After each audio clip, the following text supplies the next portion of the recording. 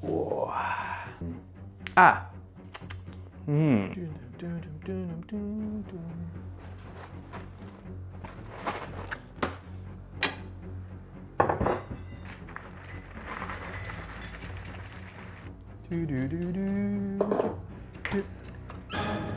Wait. Oh my God.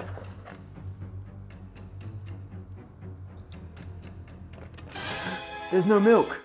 Ah! I want cereal. There's no milk. I need to go to the shop. I drive. I buy milk. I eat cereal. Let's go.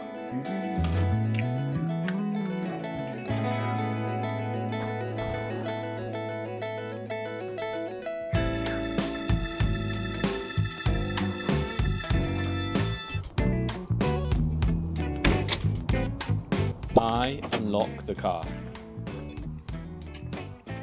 This is the door handle. I pull the handle to open the door. Now I've got the key and I'm going to use it to start the engine. Right, I'm going to put it into the ignition. This is the ignition. I'm going to put the key in the ignition and then I'm going to turn on the engine. Of course, I also don't want to die. So I'm going to put on my seatbelt. Put on my seatbelt. This is a seatbelt. And I won't die now.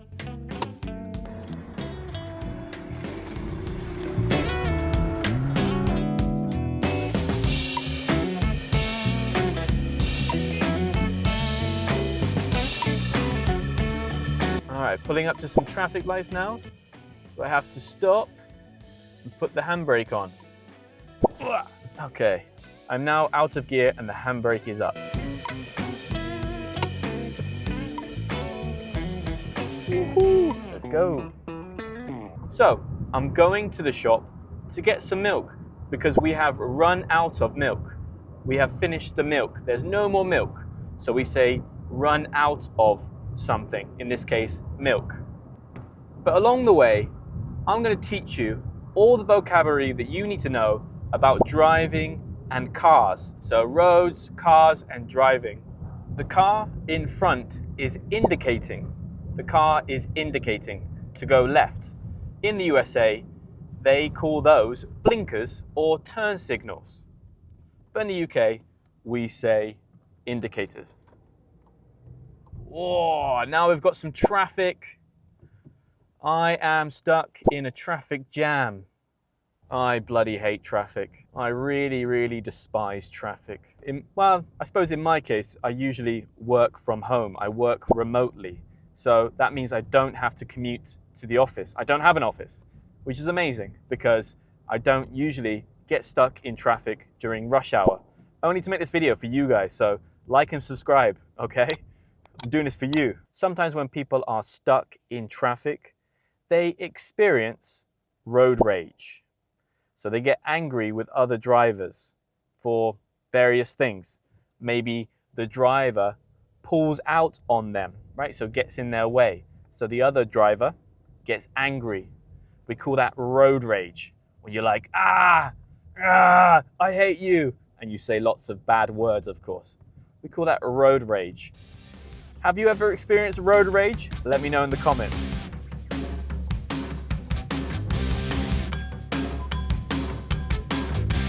Now I am reversing. I'm going backwards. I am reversing. Because I need to turn around. I've gone the wrong way. This is not the right way. Oh, I always get lost. I always get lost. Let me just pull over and I'm going to teach you some vocabulary about the car, okay? What's inside the car and that kind of thing. Also, I'm going to switch the engine off. There you go. All right, so first up, the main thing. This is the steering wheel, okay? This is the steering wheel. And we use the steering wheel to steer, to go in different directions, to go left or to go right. In the middle of the steering wheel, we have the horn. And we beep the horn like this when we want other cars to move, or if there's something in our way, you can beep the horn. Down here we have the pedals. we've got 3 pedals. This one is the clutch, and we use this to change gear. So you have to put the clutch down like that, and then you can change gear. You can put it into first, then you put it into second, and then third, and so on. This middle pedal is the brake, and we use it to stop. This pedal is the accelerator, and we use it to move the car forward. So together, these are the pedals. This is also very important. This is your rear view mirror. When you're driving, you want to see what's behind you, so you use your rear view mirror. I'm just going to wind down the window. I am winding down the window. And you also have here some other mirrors. These are your wing mirrors, and you use them to see behind you as well. You've got one here, and you have another one over there. So you've got two wing mirrors that you use while you're driving to see behind you. One of the most important and enjoyable things within the car, inside the car, is this. The radio, of course, where you can blast some tunes, you can play some songs. Also, we have the hazard lights. You pop these on like this if there is some sort of danger in front of you, or if you've pulled over and you want to warn other cars that you have pulled over. Now, I'm on the driver's side. This side is called the passenger side, okay? And you might have a passenger sometimes, right? You might be giving somebody a lift, taking somebody somewhere, and they might have a lot of things. They might have many things with them because they're a passenger princess. Maybe your girlfriend, for example. Well, a place they can put their things is right here. This is called the glove compartment or the glove box.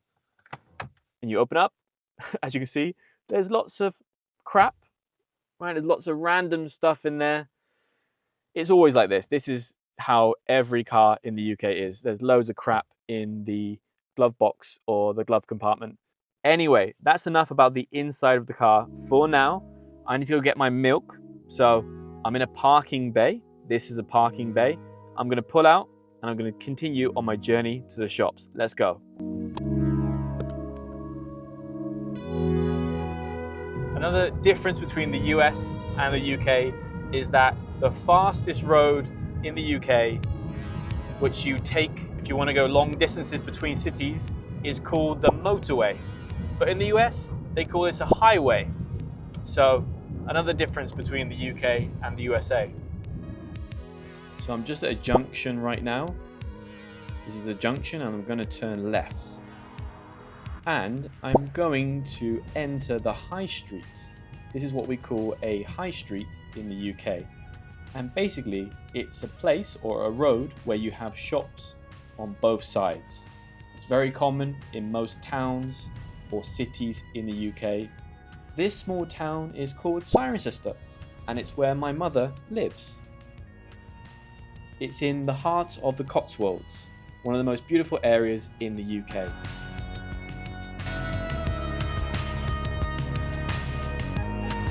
Sometimes you might see some people, it's not very common anymore, but you might see some people sticking their thumb out in the road. We call this thumbing it or hitchhiking. Oh wait, who's this? There's a guy there. Let's pick him up. Hey, how's it going? Oh, hey man, thanks for stopping. Can I get a lift? Yeah, of course, mate. Jump in. Oh, brilliant, thanks. All right, let me just start the engine and we'll be off. Hold it. Before we go anywhere, can I ask you a random question?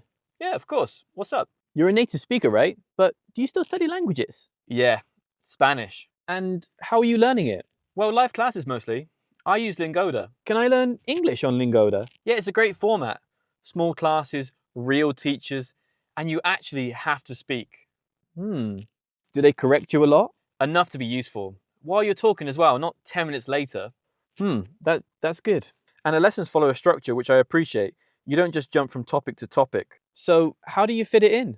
I book classes whenever I can. Mornings, afternoons, evenings. They're available 24/7. And I love the fact that I can choose a topic for each class. Yeah, sounds manageable. Yeah, if it's booked, I go. That's half the battle. I always say I'll start and then I don't. Same. And honestly, now's a great time. Oh yeah? Really? They're running a winter sale. So if you've been putting off improving your English, don't wait. You can get up to 30% off Flex with my code InstantEnglish30. Oh yeah? Mate, and make sure you sign up as soon as possible because this deal is only available from February 9th until February 24th. Well, in that case, forget about the lift, thank you, but I'm gonna go. I'm gonna run home and sign up for Lingoda. See you later. Oh, okay. All right. Bye. See you later. All right, well, we better get back on the road then. Get back to learning some English. Honestly, I am desperately craving some milk. Look at these beautiful country roads. Country road is kind of a smaller road that you have in the countryside. Surprisingly, a lot of them you can go quite fast on. I don't know why. This one's 40 miles an hour. That's the speed limit. I'm doing 40 right now, so that's pretty good. But sometimes they can be like 60 miles an hour, which is crazy because they're so narrow. They're not very wide. They're such narrow roads. Woo. So that was a little bit difficult. We had a bit of a blind spot. A blind spot means that you can't see the road fully. You can't see everything that's coming. So I had a bit of a blind spot. I had to go for it. And I just guessed, basically. But I'm alive, so it worked. Where's the shop? I'm starving. This is called a bend, where the road curls round. I'm gonna pull over here and explain some things about the car. All right, so let me show you some of the parts of the car on the outside. On the front, we've got the bonnet, which sounds a bit French, but we say bonnet. In the US, they say hood. UK, bonnet. In the USA, hood. Underneath the bonnet, you have the engine. At the bottom, you have the bumper, and these are the front lights. Of course, on the back, we also have your brake lights. These let other cars know that you're slowing down. At the back of the car, you've got the boot, where you put all sorts of things. In the USA, they say trunk, but in the UK, we call it a boot. While you're driving along, you're looking out of your front window. No, it's not a window, it's called a windscreen. In the UK, we say windscreen. In the US, they say windshield. Also, when it's raining, you have these bad boys on the front of your car to clear the rain so you can see. We call them windscreen wipers, and they go like this. Okay, what do we have here? Also, very important, wheels. These are called wheels. Around the wheels, we have tires. In the UK, we spell tire or tires like this. And in the US, they spell it like this. You decide which one you prefer. I think that's almost everything. Let's hit the road and try and find some milk, yeah? All right then, let's get going. So I jump back in the car. Oh, be careful now, I don't want you to fall over. Let's start the engine. And of course, put on my seatbelt. Okay, we've got a bit of a nightmare now. Got a bus oncoming. I've got a coach actually, a massive coach. The difference between, oh my God, it's just squeezed past. The difference between a coach and a bus is that a coach normally goes further. So a coach will usually go from one city to another, like from Oxford to London. Whereas a bus usually just goes around the city or around the village. It only goes locally. That's the difference between a bus and a coach. One of the most annoying things about driving in the UK are potholes. They are everywhere, and the government doesn't really fix them. So when you're driving, you have to be careful not to drive into them because they can seriously damage your car. Let me now show you some other things that you'll find in the street that you might want to name or talk about in English. In the UK, this is called a zebra crossing. It might look a little bit familiar to you because there's a very famous band called the Beatles who took a photo on a zebra crossing in London. Interestingly, in the US, they don't call this a zebra crossing, they would call it a crosswalk. This in the middle here is what you would call a roundabout. Cars go around it. There's actually one that's not far from here that's massive. I think it has about 8 roundabouts at least. It's called the Magic Roundabout in Swindon. Probably the best thing about Swindon, to be honest. The only good thing about Swindon. So yeah, this is a roundabout, and the cars, as you can see, go around it. It's not good. Oh, it's got to slow down. Ooh, going over the bump. Not only have I run out of milk at home, I don't have any milk left, I'm also running very low on petrol. So I need to pop to the petrol station. Interestingly, in the US, they say gas. So they would say, I need to go to the gas station. But in the UK, we call it petrol. Another little difference between the UK and the USA in terms of English that we use about cars. So I'm running out of petrol. I need to go to the petrol station before I go to the shop. Here, maybe. Here you've got all the petrol pumps. I'm going to take one of these, this one here, and I'm going to fill up the tank. Got to insert my card.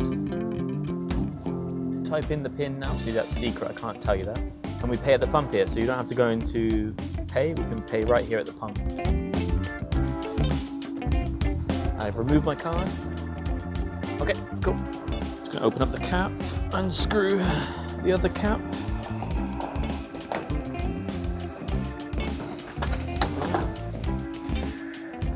Now I am filling up my tank.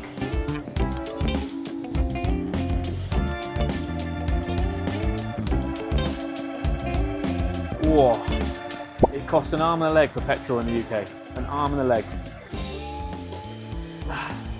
Screw the lid back on, or the cap, screw the cap back on. Close this, and we're done. All right. Got petrol. Let's continue. One time I actually drove from the UK to Turkey. Well, we tried, my friends and I tried to drive to Turkey, but we actually crashed. We had a head-on collision when two cars hit each other on the bonnet, right? So head-on.